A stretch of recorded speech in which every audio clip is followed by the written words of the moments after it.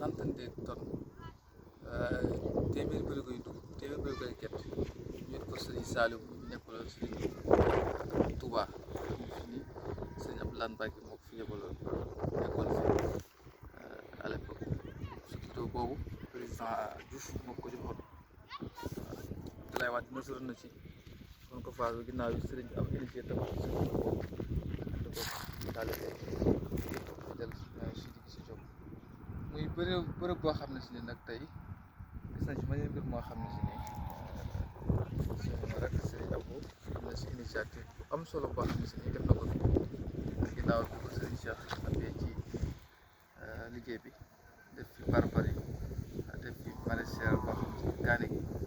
koy jaayee fii ci Dakar ak Touba nga xam ne si employé ay nit nga xam ne nekk ko defee bëri si taalibe ak njaboot gi village yi